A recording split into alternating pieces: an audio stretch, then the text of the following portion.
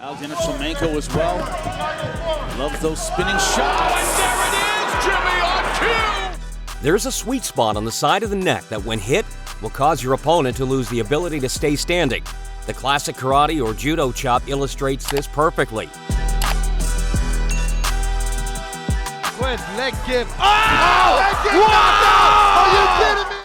The actual term for this type of shot is a brachial stun, and it can often be used in self-defense situations to incapacitate an incoming attacker.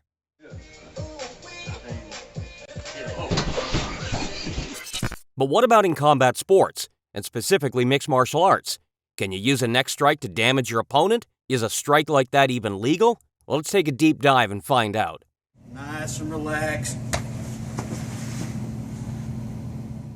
Watch how this controversial move has had a huge effect on mixed martial arts and other fighting sports over the years.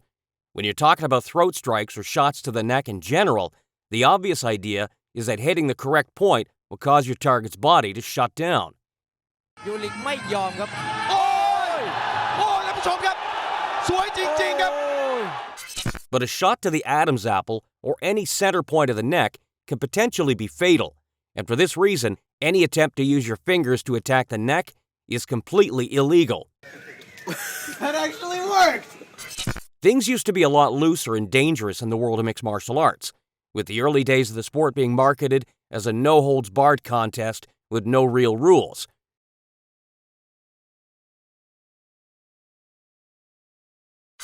But as time went on, the sport of MMA adopted a unified rule set, and in November of 2000, the entire fight game was brought closer to the rule set we all know today, with many techniques such as low blows, grounded knees, and rabbit punches totally outlawed.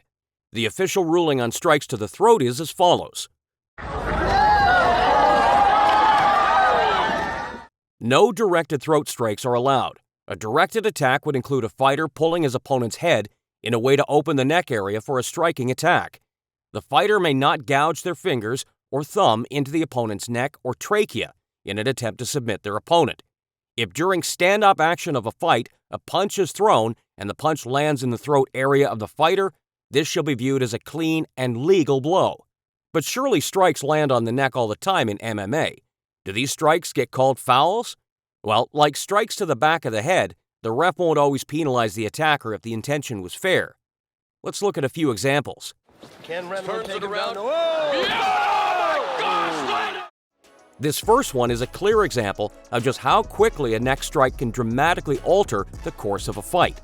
This bout was moving pretty normally at first, but when a stray punch landed on the side of this guy's neck, you could immediately see that something was wrong. It wasn't his chin that had been tagged either. No, his opponent had landed on that part of the neck that basically was causing his body to shut off as soon as it landed. And you really can't blame his opponent for taking advantage either. You gotta jump on these opportunities, and he did, scoring the finish, although in a fashion that was undeniably controversial.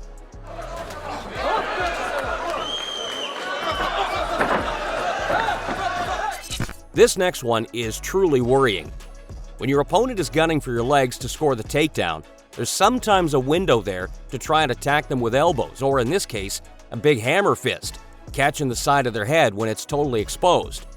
Guys like Travis Brown, Conor McGregor, and even Alex Pereira have scored finishes with this technique, shutting down takedown attempts with a truly unorthodox method of defense. But if you land on the neck like this guy did, there's a chance that you can cause a truly nasty reaction from your opponent. And this dude went out cold immediately and even started convulsing on the mat slightly as a result. A nasty finish. Oh, brother, is that over? But if you're looking for the meanest neck strike of them all, how about this absolutely destructive spinning elbow from the great Gaston Bolanos in Bellator? Bolanos is a talented Muay Thai fighter who's showcasing his talents in MMA, and his signature move just so happens to be the spinning elbow. Getting nailed with a shot like this on the chin is bad enough, but taking it on the neck is all kinds of dangerous. There's a real chance that absorbing a strike like this can go horribly wrong.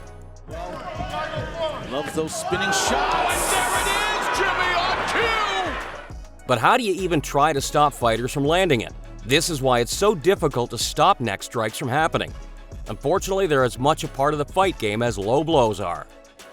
One championship prospect, Umar Khan, better known as Rug Rug, managed to lose in pretty shocking fashion when his opponent found a way to shut him down without actually landing a clean shot on the chin. His adversary, Kirill Grashenko, managed to tag Rug Rug on the side of the neck just before the end of the second round, and you could just see the impact it had on his balance immediately. He went down clutching the side of his neck, and before long, it was clear that something was quite wrong.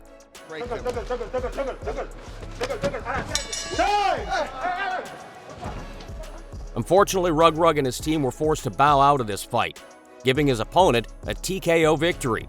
It was a legal shot and a legit win, but this marked the first ever MMA defeat for this highly regarded prospect. This one is a little bit harder to identify because sometimes when a shot is thrown with such murderous intensity and it lands half on the chin and half on the neck, it's difficult to know exactly which area was most impacted. But there's no denying it. This beautifully powerful head kick landed at a very awkward angle, and it managed to put its target out cold as soon as it made its connection. You don't get up from head kicks like this one, but it was undoubtedly a neck strike as well, which could potentially have brought injuries of its own as a result. Either way, it's a 10 out of 10 knockout moment in our books. There's no doubt about it. Come on, Quiz, leg give. Oh! Leg give! Knockout! Are you kidding me? Now, for this next one, you gotta keep your eye on the guy in the green shorts.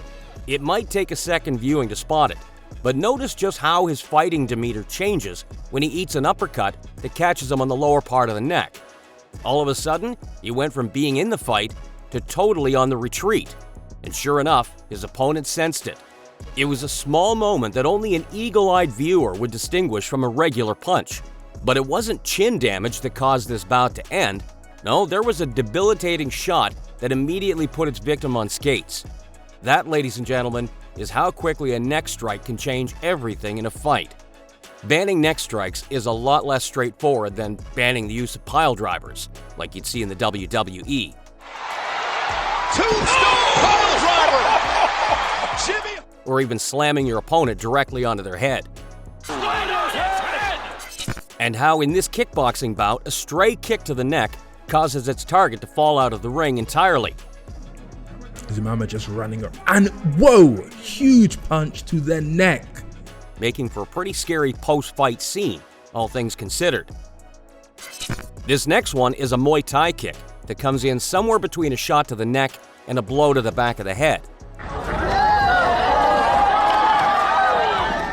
But like in MMA, this would be considered a legal shot because of the fact that it was a well-intentioned kick from a regular fighting distance.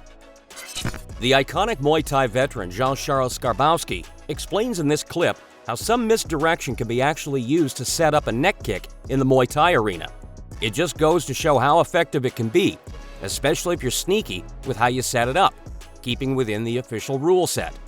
ยูริกไม่ยอมครับโอ้ยท่านผู้ชมครับสวยจริงๆครับ Watch how this next fighter drops from a successful neck kick, and how even though he tries to get back to his feet, his balance is just totally gone at this point. It's not just a Muay Thai though. Look at how the great Gennady Golovkin lands on the side of the neck and totally incapacitates his opponent. That's not a clean chin shot. No, it's clear that the connection, whether intentional or not, came right on that delicate point of the neck.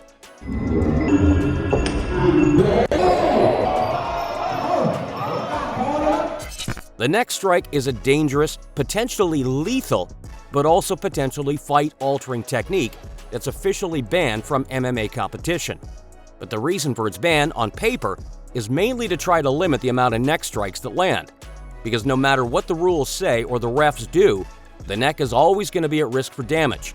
And you can't go around handing out DQs every time a strike lands a little bit south of the chin. However, it remains one of the most dangerous ways to incapacitate someone, inside the cage or beyond. But what do you think about the MMA rule changes that caused this move to be officially declared as illegal? Let us know in the comments down below.